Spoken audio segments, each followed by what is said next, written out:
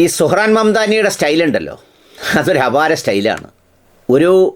മറ്റിതര സഹോദര സമുദായങ്ങൾ മഹാഭൂരിപക്ഷമുള്ള രാജ്യത്ത് സ്വന്തം ഐഡൻറ്റിറ്റിയും സ്വത്വവും ഉയർത്തിപ്പിടിച്ചുകൊണ്ട് അതിനോടൊരു കോംപ്രമൈസും ചെയ്യാതെ, എന്നാൽ എല്ലാ മനുഷ്യരോടും സ്നേഹവും സോഷ്യലിസവും ഒക്കെ സംസാരിച്ച് അവരിൽ വിശ്വാസ്യതയുണ്ടാക്കി മേയറാവുക.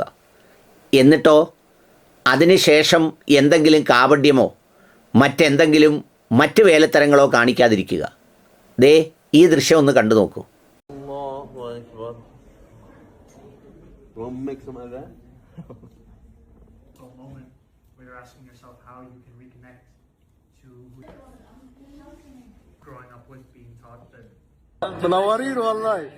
ഇത് സുഹ്റാൻ മംദാനിയുടെ ഇഫ്താർ വിരുന്നാണ്. ന്യൂയോർക്ക് സിറ്റി ഹാളിലാണ് ആ വിരുന്ന്. വളരെ ഫ്രീ ആൻഡ് ഫെയറായി ഇഫ്താർ സംഘടിപ്പിക്കുന്നു, പ്രാർത്ഥന സംഘടിപ്പിക്കുന്നു, എല്ലാം സംഘടിപ്പിക്കുന്നു.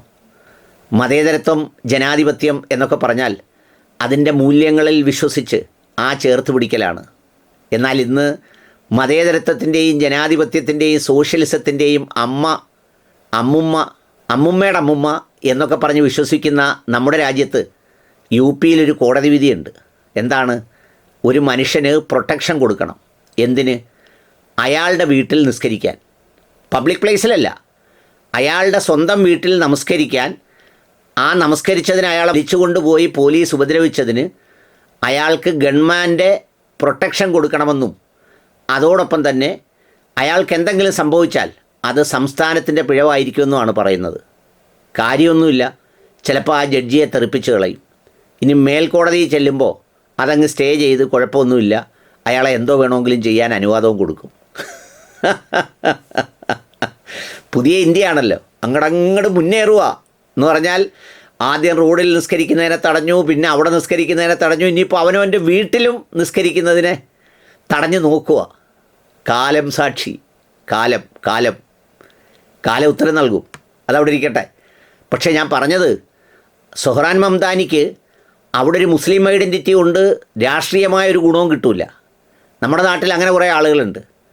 ഈ മുസ്ലിം പേരും ഐഡൻറ്റിറ്റിയും പരമാവധി നശിപ്പിച്ച് ഈ പറഞ്ഞതുപോലെ പള്ളിക്കകത്ത് കയറിയാൽ കൂടെ നിൽക്കുന്ന പാർട്ടി ആളുകൾ, പ്രത്യേകിച്ച് സഖാക്കൾക്ക് എന്ത് തോന്നും എന്ന് വിചാരിച്ച് പള്ളിക്കകത്ത് കയറാതെ, നിസ്കരിക്കാതെ, നോമ്പെടുക്കാതെ, പറ്റുമെങ്കിൽ മറ്റ് സഹോദര സമുദായത്തിൽ കയറി അവരെ അഭിനയിച്ച് കാണിച്ച് വോട്ട് പിടിച്ച് അഭ്യാസം കാണിക്കുന്ന കുറച്ച് ആളുകളുണ്ട്.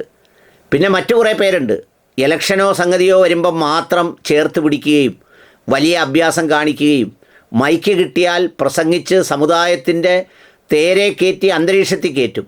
ഒറ്റയ്ക്കോ ആരാണോ ഈ വിദ്വേഷവും വെറുപ്പും പ്രകടിപ്പിക്കുന്നത് അവരുടെ കൂടെ സന്ധി ചെയ്ത് വോട്ട് വാങ്ങിക്കും, അവരുടെ കൂടെ ചേരും. പിന്നെ ഇലക്ഷൻ വരുമ്പോൾ പ്രത്യേകമായ സ്നേഹം കാണിക്കും. ഇലക്ഷൻ കഴിയുമ്പോൾ അതൊന്നും ഉണ്ടാവില്ല. ഈ ഭാവങ്ങളൊക്കെ നമ്മൾ ഈ സമൂഹത്തിൽ കണ്ടുകൊണ്ടിരിക്കുക. ഒരുപാട് പൊയ്മുഖങ്ങളുണ്ട്, ഒരുപാട് മുഖമൂടികളുണ്ട്. സമുദായത്തിൻ്റെ വലിയ മിത്രങ്ങളായി നമ്മൾ വിചാരിക്കും, എങ്ങനെ സാർ ഇതൊക്കെ പഠിച്ചു? പ്രവാചകൻ്റെ കഥയും അതിൻ്റെ അപ്പുറത്തെ കഥയും ഒക്കെ പറയുന്നെങ്കിലും ഉള്ളിൽ മുഴുവൻ, മനസ്സിൽ മുഴുവൻ അതിന് ഘടകവിരുദ്ധമായ അഭിപ്രായങ്ങളും ചിന്തകളും മാത്രമാണ്. അങ്ങനെ കാണുമ്പോൾ ചില BJPക്കാരോട് നമുക്ക് ഇഷ്ടം തോന്നിപ്പോകും. കാരണം അവർ ഉള്ളത് പുറത്ത് കാണിക്കുന്നല്ലോ എന്ന് വിചാരിച്ച്. അങ്ങനെയുള്ള കാപഢ്യക്കാരുടെ കാലത്താണ് സുഹ്റാൻ മംദാനി ന്യൂയോർക്ക് സിറ്റി ഹാളിൽ ഇഫ്താർ സംഘടിപ്പിച്ചത്. ലോകം മുഴുവനുള്ള മാധ്യമങ്ങൾ അത് റിപ്പോർട്ട് ചെയ്തു. വൈവിധ്യങ്ങളെ സ്നേഹിക്കാനും ഉൾക്കൊള്ളാനും കഴിയുന്നിടത്താണ് കാര്യങ്ങളുടെ ഉൾക്കൊള്ളലുകളെന്നും അതാണ് മനോഹരമെന്നും അദ്ദേഹം സന്ദേശത്തിൽ പറയുകയും ചെയ്തു. ഏതായാലും ഹൃദ്യമായിരുന്നു ആ ചടങ്ങ്. ഒരുപാട് സന്ദേശങ്ങളും ഉണ്ടായിരുന്നു അതിൽ.